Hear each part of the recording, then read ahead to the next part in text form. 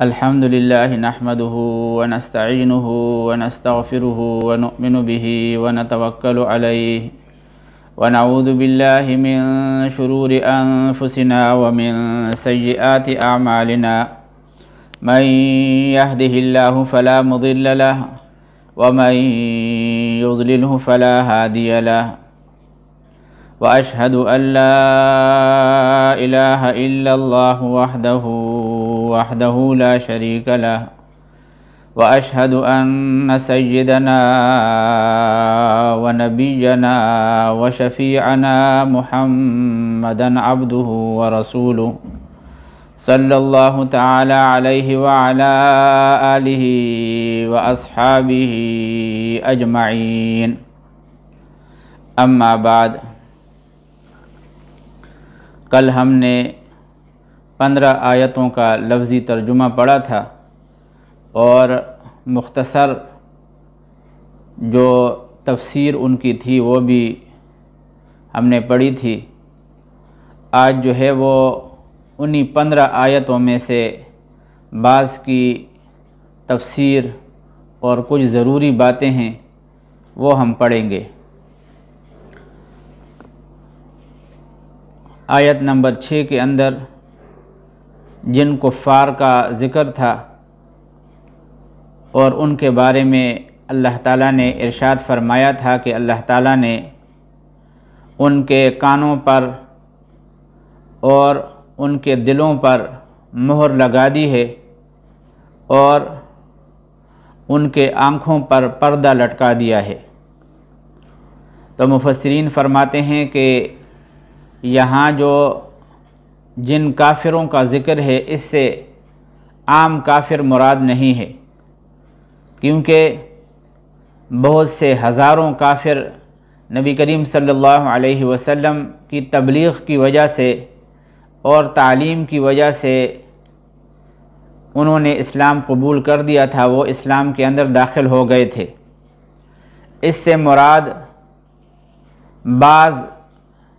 خاص قسم کے کافر مراد ہیں، کچھ تو ان میں سے مشرکین عرب ہیں اور کچھ یہودیوں سے تعلق رکھنے والے یہودی ہیں۔ تو مفسرین فرماتے ہیں کہ مشرکین عرب میں سے، مشرکین مکہ میں سے اس سے مراد ابو جہل ہے، ابو لہب ہے اور ولید ابن مغیرہ ہے۔ یہ اپنی ضد کے اوپر اور عناد کے اوپر اڑے رہے، نبی کریم صلی اللہ علیہ وسلم کی دعوت کو اور آپ کی تعلیم کو انہوں نے قبول کرنے سے انکار کر دیا تھا۔ اور بعض جو یہودیوں کے بڑے بڑے رئیس تھے، بڑے بڑے سردار تھے، جن میں حی بن اخطب اور کعب بن اشرف کا نام مفسرین نے ذکر کیا ہے، انہوں نے بھی ضد اور عناد میں آ کر نبی کریم صلی اللہ علیہ وسلم کے دعوت اسلام کو ٹھکرا دیا تھا۔ تو اللہ تبارک و تعالیٰ ان کے بارے میں فرما رہے ہیں کہ اللہ نے ان کے دلوں کے اوپر، ان کے کانوں کے اوپر مہر لگا دی اور ان کے آنکھوں کے سامنے پردہ لٹکا دیا۔ اب کفر اور شرک ان کے رگ و ریشے کے اندر سرایت کر چکا ہے،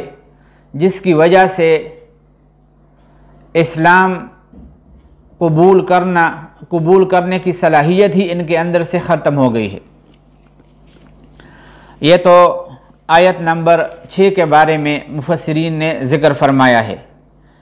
اور آیت نمبر 7 میں اللہ تبارک و تعالیٰ فرما رہے ہیں کہ اللہ نے ان کے دلوں کے اوپر مہر لگا دی۔ تو اس میں جو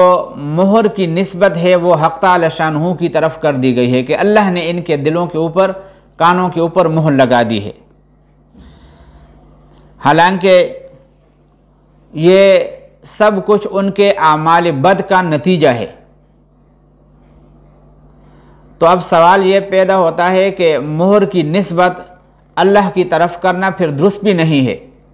کیونکہ جب یہ خود ان کے اعمال بد کا نتیجہ ہے تو پھر ہونا تو یہ چاہیے تھا کہ مہر کی نسبت ان کے اعمال کی طرف ہو۔ اس کا جواب جو ہے وہ مفسرین نے یہ دیا ہے کہ اہل سنت والجماعت کا متفقہ عقیدہ ہے کہ بندوں کے تمام افعال کا خالق وہ اللہ تعالیٰ ہے،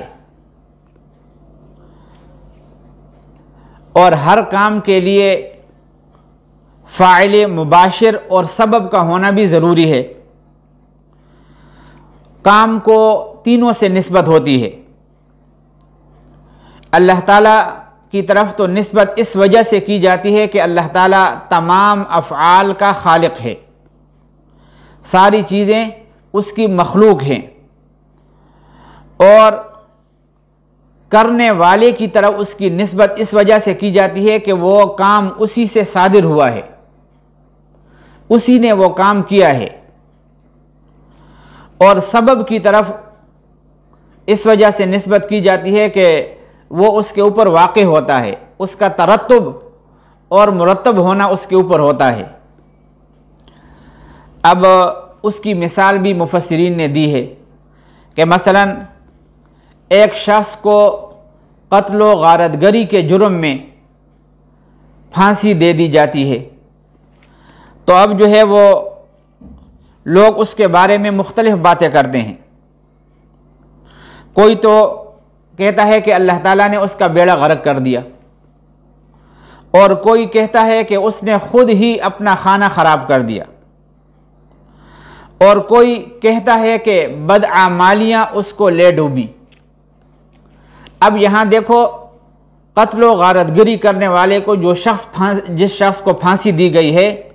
مختلف قسم کی باتیں اس کی طرف کر رہے ہیں۔ بعض تو اس کی نسبت اللہ کی طرف کر رہے ہیں کہ اللہ نے اس کا بیڑا غرق کر دیا، اور بعض جو ہے وہ خود اسی آدمی کی طرف نسبت کر رہے ہیں کہ اس نے خود اپنا بیڑا غرق کر دیا، اپنا خانہ خود ہی خراب کر دیا، اور بعض جو ہے وہ ان کے اعمال کی طرف نسبت کر رہے ہیں کہ بدعمالیاں اس کو لے ڈوبی۔ تو اپنی اپنی جگہ پر یہ تینوں فقرے درست ہیں اور صحیح ہیں۔ جس نے اس مجرم کی تباہی کو خدا کی طرف منسوب کیا ہے، اس کی ہرگز یہ غرض نہیں، اور نہ سننے والے اس سے یہ نتیجہ نکالتے ہیں کہ اس کی تباہی کا ذمہ دار اللہ تعالیٰ ہے، اور وہ مجرم بریء الذمہ ہے، بلکہ اس کی تباہی کو اللہ کی طرف اس لیے منسوب کیا جاتا ہے کہ ہم نے پہلے ہی عرض کر دیا تھا کہ تمام افعال کا خالق اللہ تعالیٰ ہے، اور باقی رہی اس کی تباہی، وہ اس کے اپنے اعمال ہی کا نتیجہ ہے۔ اسی طرح یہ جو مہر لگانا ہے، مختلف نسبتوں کی وجہ سے اللہ تعالیٰ نے مختلف ذوات کی طرف اس کی نسبت فرمائی ہے۔ تو مہر لگنے کا اصل سبب وہ تو ان کے اپنے ہی اعمال بد ہیں، جو ہٹ درمی ہے اور ضد ہے۔ اس لیے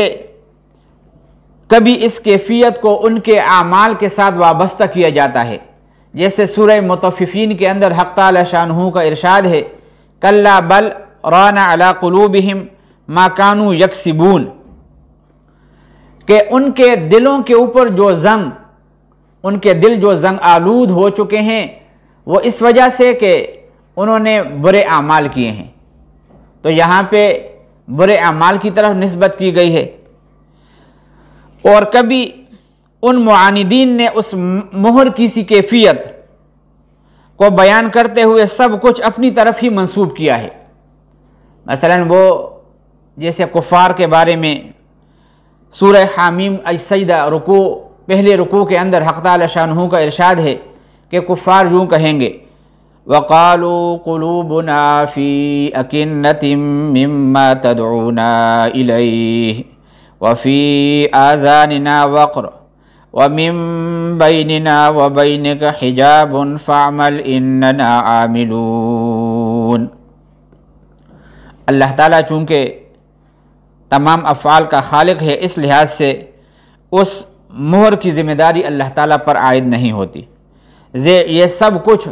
ان کے اپنے اعمال ہی کا نتیجہ ہے۔ اور ان کا اپنا ہی سب کچھ کیا دھرا ہے۔ تو یہ